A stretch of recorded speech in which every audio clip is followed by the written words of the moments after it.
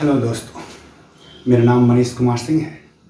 मेरे साथ आप सामान्य अध्ययन के विशेष पहलुओं को जान रहे हैं। इसी कड़ी में हम एक एक राजा के माध्यम से इतिहास की एक झलक को भी जान रहे हैं, जिसमें पिछली बार मैंने आपको बिंबिसार के बारे में बताया, जिसने हर एक वंश की स्थापना की। यानी मगध साम्राज्य के उत्कर्ष का जो पहला राजा हुआ, उत्तरदायी पहला राजा हुआ, वो कौन? बिंबिसार। अब उसी कड़ी में बिंबिसार के पुत्र अजातशत्रु की बात करेंगे। अजातशत्रु, ठीक, 492 ईसा पूर्व से 460 ईसा पूर्व तक, यानी कि लगभग 32 सालों तक इसने शासन को संभाला।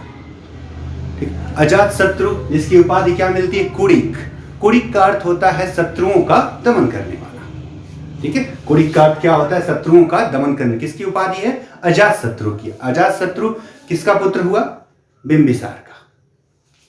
ठीक है, बात करें अगर अजातशत्रु की। अजातशत्रु देखिए अब क्या था कि 544 से 492, ठीक है, लगभग 52 सालों तक शासन कौन कर रहे थे? बिंबिसार कर रहे थे।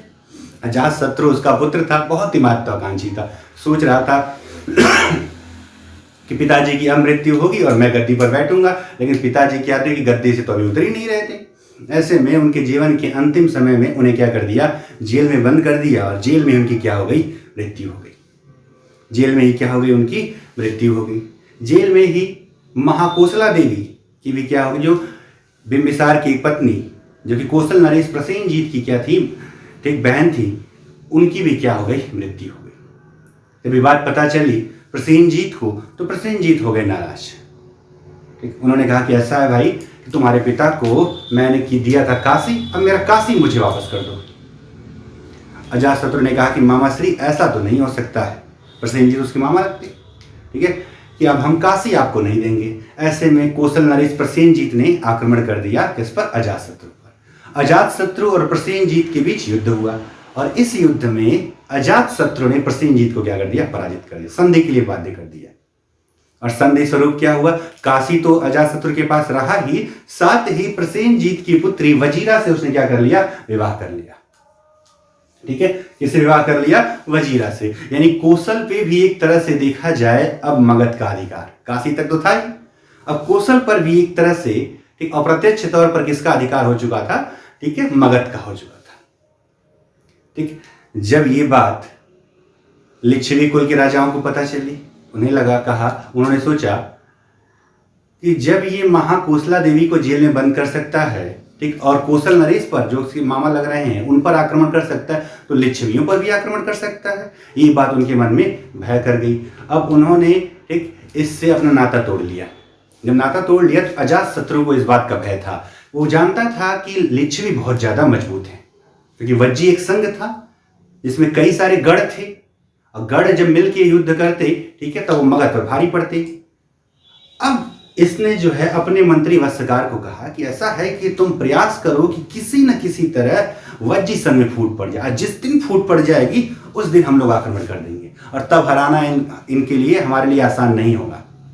ठीक है, और तब वत्सकार ने 15 सालों तक, कितना? 15 सालों तक मेहनत किया कि किस तरह से, ठीक, वज्जी संघ में फूट डाल दिया जाए। 15 साल बाद वह इस बात में सफल हो गया, और वज्जी संघ में फूट पड़ी। लिच्छवी कमजोर हुई। जैसे ही कमजोर हुए, तुरंत ही अजातशत्रु ने क्या कर दिया? लिच्छवियों पर आक्रमण कर दिया, और लिच्छवियों को भी क्या कर दिया? पराजित कर दिया। यानी कि मगध का विस्तार अब लिच्छवी कुल तक, वैशाली तक भी हो गया। ठीक है, जिन लिच्छवियों से सब डर रहे थे, क्योंकि वो संघ था, वज्जी संघ था, उन लिच्छवियों को किसने हराया? अजातशत्रु ने हराया। इसे मदद किसने किया? उसके मंत्री वत्सकार ने। ठीक, इसी युद्ध में पहली बार रथ, मूसल तथा महाशिला कंटक का प्रयोग हुआ था। ठीक है, अब जो है अजातशत्रु को यह बात सदैव वो थी कि जल्द ही अवंती से रक्षा के लिए मुझे कुछ ऐसा उपाय करना होगा जिससे मेरी राजधानी सुरक्षित रहे। अब इस बात को सोच करके उसने जो है एक नया नगर बसाने की योजना बनाई। ठीक है, जो कि गंगा और सोन नदियों के संगम पर पाटलिपुत्र नगर की नींव डाली। निर्माण नहीं कराया, बस नींव डाली, जिससे कि अवंतियों से क्या हो जाए, अवंती राजा उसमें चंद्रप्रद्योत थे, ठीक है, अवंती के शासकों से क्या हो सके? रक्षा हो सके। इस तरह से 32 सालों तक अजातशत्रु ने शासन किया। अजातशत्रु के समय में ही, ठीक, अजातशत्रु के समय में ही प्रथम बौद्ध संगीति का आयोजन हुआ, यानी कि इसी के शासनकाल में बुद्ध की क्या हुई थी, मृत्यु हुई थी। 483 ईसा पूर्व, आप जानते हैं, ठीक है, 80 वर्ष की आयु में बुद्ध की मृत्यु हुई। तो प्रथम बौद्ध संगीति अजातशत्रु के समय में हुई थी। अर्थात अजातशत्रु बौद्ध धर्म का एक संरक्षक राजा था। बिंबिसार भी था, अजातशत्रु भी किस धर्म को मान रहा था, बौद्ध धर्म को। ठीक, यानी भारतीय मगध के उत्कर्ष का दूसरा प्रमुख राजा कौन हुआ, अजातशत्रु हुआ। ठीक है, अजातशत्रु से संबंधित ये सारी बातें क्या रही, प्रमुख रही। ठीक है, इन्हें रिवाइज करें, आपके एग्जाम्स के लिए बहुत ही ज्यादा क्या है, उपयोगी है। ठीक है, इस छोटे से क्लास में हमने एक और राजा के बारे में जाना जिसने मगध साम्राज्य को आगे बढ़ाया।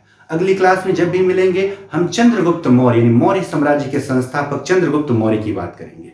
तो आज के लिए बस इतना ही, धन्यवाद। हमारे चैनल को लाइक करें, सब्सक्राइब करें, बेल आइकन दबाएं, जिससे कि जब भी मेरी वीडियोज पड़े तो आसानी से आप तक पहुंच सके। धन्यवाद।